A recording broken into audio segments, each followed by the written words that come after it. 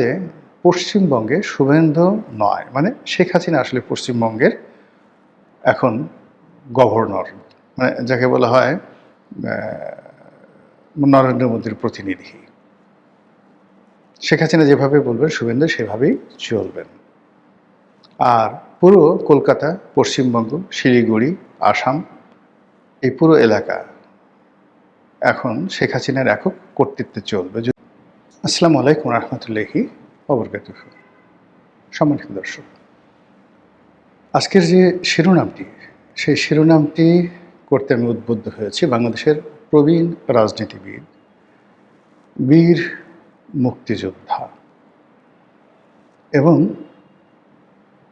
বহুকালের প্রত্যক্ষদর্শী কর্নেল অলি আহমেদ বীর বিক্রম। তিনি সেনাবাহিনীতে তার কর্মজীবন শুরু করেছিলেন, মুক্তিযুদ্ধে অংশগ্রহণ করেছেন, শুধু যেন তেনভাবে নয়, একেবারে ফ্রন্টিয়ার লাইনে। তাই নিয়ে এবং তার যারা লোকজন সবাই বলার চেষ্টা করছেন যে উই রিভোল্ট, আমরা বিদ্রোহ করলাম। এই কথাটি প্রথম বলেছিলেন কর্নেল অলি এবং তিনি তার নিজের মুখে সেটা বলেছেন। তিনি জিয়াউর রহমান সাহেবের খুব ঘনিষ্ঠ ছিলেন এবং জিয়াউর রহমান সাহেব তাকে উস্তাদ ডাকতেন, শিক্ষক ডাকতেন, টিচার। তিনি তার মিলিটারি সেক্রেটারি ছিলেন, মন্ত্রী ছিলেন, সংসদ সদস্য ছিলেন। তিনি বেগম জিয়ার খুবই ঘনিষ্ঠ ছিলেন। বেগম জিয়ার একেবারে দুর্দিনগুলোতে যখন তিনি বলতে গেলে একেবারে মানসিকভাবে ভেঙে পড়েছিলেন, তো সেই সময়টিতে তিনি বেগম জিয়ার খুবই ঘনিষ্ঠ ছিলেন এবং তাকে বুদ্ধি দিয়ে, পরামর্শ দিয়ে দিনের পর দিন তিনি বেগম জিয়াকে সাহায্য করেছেন। তারপর বেগম জিয়া আবার যখন রাজনৈতিক দল করেছেন, রাজনীতিতে এসেছেন, ক্ষমতা লাভ করেছেন, কর্নেল অলিকে তিনি যথেষ্ট মর্যাদা দিয়ে, সম্মান দিয়ে তার দলে রেখেছেন। কর্নেল অলির সাথে মূলত সমস্যা হয়েছে তারেক রহমান সাহেবের হাওয়া ভবনের সঙ্গে। এক, ২ নম্বর সমস্যা হয়েছে যে তার স্ত্রীকে নিয়ে, এবং জামাতের সাথে তার স্ত্রীকে নিয়ে সমস্যা হলো যে ওই সময়টাতে হাওয়া ভবন জনাব তারেক রহমান সাহেব এবং বিএনপি নীতিগতভাবে জামাতকে প্রাধান্য দিত এবং জামাত যা চাইতো সেটাই হতো। তো সেক্ষেত্রে যে চট্টগ্রামের একটি সংসদীয় আসন, সেই সংসদীয় আসনে কর্নেল অলি চাচ্ছিলেন যে তার স্ত্রীকে মনোনয়ন দেওয়া হোক। তো সেখানে তার স্ত্রীকে মনোনয়ন না দিয়ে জামাতকে যখন মনোনয়ন দেওয়া হলো এবং এটা নিয়ে যে একটা বিশ্রী পরিস্থিতি তৈরি হলো, সেই পরিস্থিতির প্রেক্ষিতে তিনি সদল বলে বেরিয়ে এলেন বহু সংখ্যক মন্ত্রীকে নিয়ে। আমার মনে নাই এখনও বোধ হয় বাংলাদেশের ইতিহাসে এত বড় ক্যাবিনেট, যাকে বলা হয় বিপ্লব, হয়নি। অসংখ্য এমপি মন্ত্রীদেরকে নিয়ে তিনি এসে এলডিপি করলেন, বি চৌধুরী সহ। এবং এই ঘটনার সঙ্গে তার নিঃসন্দেহে দেশি বিদেশি যারা শক্তির ধারক, এটা আপনি সিআইএ বলেন, বলেন, সম্পর্কে যে ছিল না তা নয়।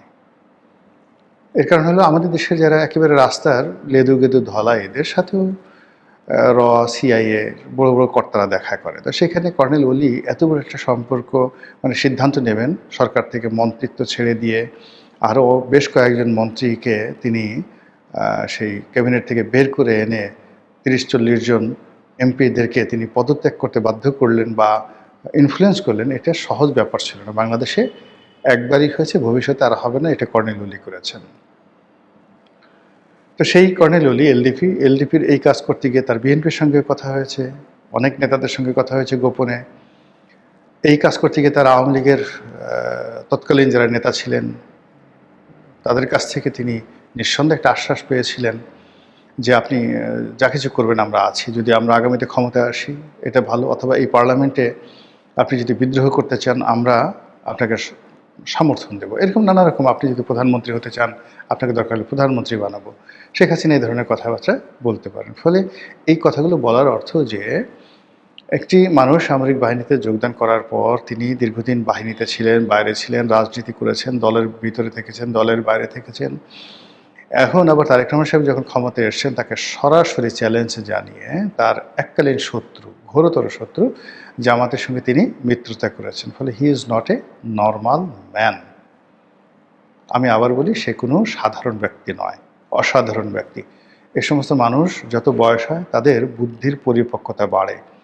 এ ধরনের মানুষের যত বয়স হয় তাদের তত সাহস বাড়ে, এবং অনেকে বুড়ো হলে মানুষের যেমন একটা মতিভ্রম হয়, যেমন ডক্টর মোহাম্মদ ইউনূসের মতিভ্রম, এরকম কিন্তু কর্নেল ওলির এখন পর্যন্ত দেখা যায় না। এখনও সে কেতাদুরস্ত স্টাইল করে চুল, মানে মানে যাকে বলা হয়, যেখানে কলপ রাখা দরকার সেখানে কলপ লাগায়, কালো রং, যেখানে সাদা করা দরকার সাদা রাখা যায়, পোশাক আশাকে, মানে তার বয়স যে প্রায় 85-86 বছর বা 87 বছর, এটা দেখে একটা মনে হবে না। তার কণ্ঠ ঠিক ওইরকম আছে। তো তিনি অতি সম্প্রতি যে বক্তব্য দিয়েছেন শেখ হাসিনা সম্পর্কে, সেই বক্তব্যের মোদ্দা কথা হলো, শেখ হাসিনা ভারতের প্রশাসনকে বলেছে যে পশ্চিমবঙ্গে মুখ্যমন্ত্রী রূপে শুভেন্দুকে তার দরকার। বোঝার চেষ্টা করুন। তাহলে ভারতের যেটা গণতান্ত্রিক বিধি ব্যবস্থা রয়েছে, সেখানে সবাই যে যার গণতান্ত্রিক অধিকার প্রয়োগ করে জয়লাভ করে আসে। ইলেকশন ইঞ্জিনিয়ারিং এখনও ভারতে কল্পনা করা যায় না, কিন্তু এই পশ্চিমবঙ্গে ইলেকশন ইঞ্জিনিয়ারিং হয়েছে শেখ হাসিনার পরামর্শে। এখন শেখ হাসিনা এই পরামর্শ কাকে দিয়েছেন? নরেন্দ্র মোদী, অমিত শাহকে। তাহলে বুঝুন দিল্লির উপরে শেখ হাসিনার কতটা প্রভাব। এটা আমি তো বললাম যে এই যে এত লম্বা কথা বললাম কর্নেল ওলি সম্পর্কে, এটা পাগলের প্রলাপ নয়। তো শেখ হাসিনা দিল্লিকে বলেছে যে পশ্চিমবঙ্গের ক্ষমতায় তার শুভেন্দুকে দরকার। দ্বিতীয়ত হলো, শুভেন্দু তো নর্মাল ভোটে পাশ করবে না। এখন এই ভোটগুলো করার জন্য ইলেকশন ইঞ্জিনিয়ারিং লাগবে। এখন ভারত তো এই ধরনের ইলেকশন ইঞ্জিনিয়ারিংয়ে এক্সপার্ট নয়। তাহলে কি হলো? শেখ হাসিনার যে সমস্ত লোকজন বাংলাদেশ থেকে এখন ভারতে আছেন, দিল্লিতে আছেন, কলকাতাতে আছেন, তাদের সঙ্গে ভারতের প্রশাসনের একটা সমঝোতা হয়েছে, এবং সেই সমঝোতার ভিত্তিতে ইলেকশন ইঞ্জিনিয়ারিং করে তারপরে সেই পশ্চিমবঙ্গে শুভেন্দুকে ক্ষমতা আনা হয়েছে। এটা কর্নেল ওলি বলেছেন। আমি ধরে নিলাম এটা সত্য। যদি সত্য হয় তাহলে পশ্চিমবঙ্গে শুভেন্দু নয়, মানে শেখ হাসিনা আসলে পশ্চিমবঙ্গের এখন গভর্নর, মানে যাকে বলা হয় নরেন্দ্র মোদীর প্রতিনিধি। শেখ হাসিনা যেভাবে বলবেন শুভেন্দু সেভাবেই চলবেন। আর পুরো কলকাতা, পশ্চিমবঙ্গ, শিলিগুড়ি, আসাম, এই পুরো এলাকা এখন শেখ হাসিনার একক কর্তৃত্বে চলবে, যদি কর্নেল ওলির এই বক্তব্য আপনি সত্য হিসাবে ধরেন। এবং ইতিমধ্যে দেখবেন যে শুভেন্দু ক্ষমতায় আসার সঙ্গে সঙ্গে বাংলাদেশ এবং ভারতের সম্পর্কটা সেই ইউনূস জমানার চাইতেও খারাপ হয়ে গেছে। চীনের সঙ্গে সম্পর্ক করার জন্য বাংলাদেশ পাগল হয়ে গেছে। আমেরিকার গ্রিন সিগন্যাল চাচ্ছে। আর অন্যদিকে সীমান্তে বেশ কয়েকটি হত্যাকাণ্ড ঘটে গেছে গত কয়েকদিনে পর পর। এর বাইরে শুভেন্দু সরকার, মানে পশ্চিমবঙ্গ সরকার ঘোষণা দিয়েছে যে সীমান্তে কাঁটাতারের বেড়া নির্মাণ হবে, এবং বিভিন্ন জায়গাতে এই কাঁটাতারের বেড়া পাহারা দেওয়ার জন্য যে জমি দরকার, সেই জমি পশ্চিমবঙ্গ সরকার বিএসএফকে দিবে, যেন তারা অসংখ্য ঘাঁটি এবং চৌকি তৈরি করতে পারে এবং সরাসরি সীমান্তে অনুপ্রবেশ বন্ধ করতে পারে। বাংলাদেশের পক্ষ থেকে বলা হয়েছে বাঙালি কাঁটাতারের বেড়াকে ভয় করে না। এটি খুবই হাস্যকর একটা কথা বলা হয়েছে। বাঙালি কাঁটাতারের বেড়াকে ভয় করে না। তো একজন, এই গল্পটা এরকম যে খুব কমন গল্প, সবাই জানে। সে বলছে যে একজন লোক বলছে তোকে একটা থাপ্পড় দেব। তো প্রতিপক্ষ বলছে যে আপনি থাপ্পড় দেবেন, আমি কি তার জন্য অপেক্ষা করব? আপনি কি বসে থাকবো? তো বলে যে তুই কি করবি? তো বলে যে আমি দৌড় দেব, আমি দৌড় দিয়ে পালিয়ে যাবো যেন আপনি থাপ্পড় দিতে না পারেন। তো এইরকম বাঙালির যে বীরত্ব, সেই বীরত্ব নিয়ে নানা রকম ব্যঙ্গ কৌতুক আছে, এবং সেই ব্যঙ্গ কৌতুকের সাথে বাঙালি কাঁটা তারের বেড়াকে ভয় করে না। বাঙালি কাঁটা তারের বেড়া উপড়ে ফেলতে জানে। বাঙালি ওই কাঁটা তারের বেড়ার নিচ দিয়ে সুড়ঙ্গ করে চলে যেতে পারে।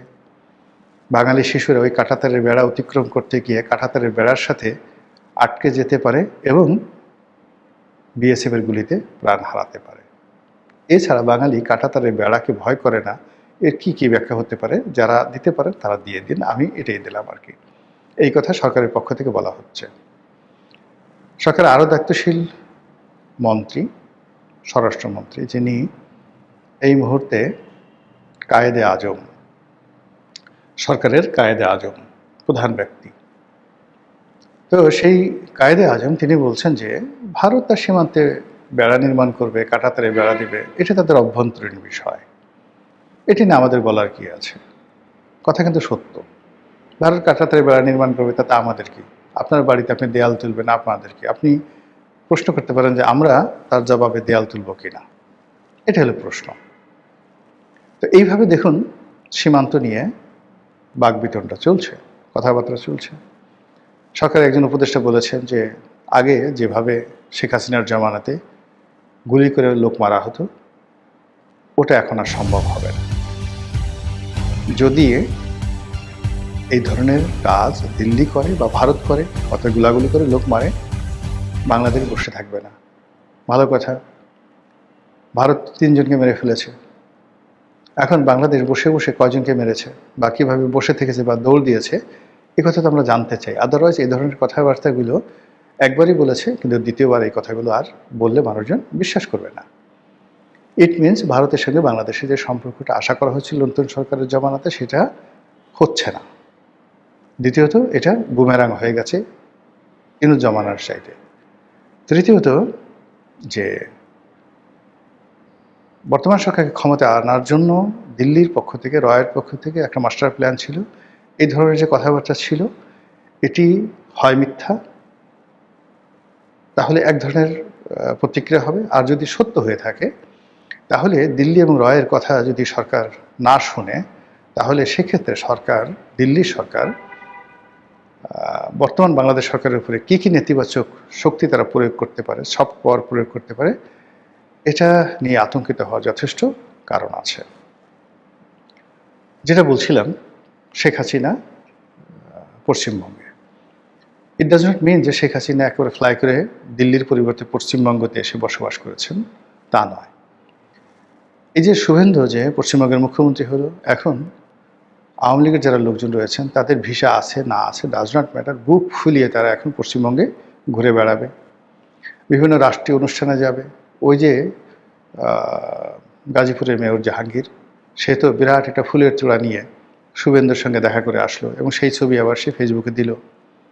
আওয়ামী লীগের অসংখ্য টেলিগ্রাম, তারপরে যে সকল সামাজিক মাধ্যমে তাদের নিয়মিত যোগাযোগ হয়, সেখানে এই শুভেন্দুর আগমন, পশ্চিমবঙ্গে বিজেপির যে জয়লাভ, এটা নিয়ে রীতিমতো আনন্দ উল্লাস। এবং আওয়ামী লীগের যারা বাংলাদেশে পালিয়ে আছে, তারা সবাই এখন রীতিমতো প্রতিদিন পালা করে হাঁসের মাংস সেই বিভিন্ন জায়গাতে, যেখানে যেখানে পূর্বাচল আছে, নীলা মার্কেট আছে, তারপর ওয়েস্টিন আছে, যাদের সামর্থ্য আছে সামর্থ্য অনুযায়ী পাল্লা দিয়ে তারা হাঁসের মাংস খাওয়া শুরু করে দিয়েছে। তাদের শক্তি দরকার, গরম দরকার।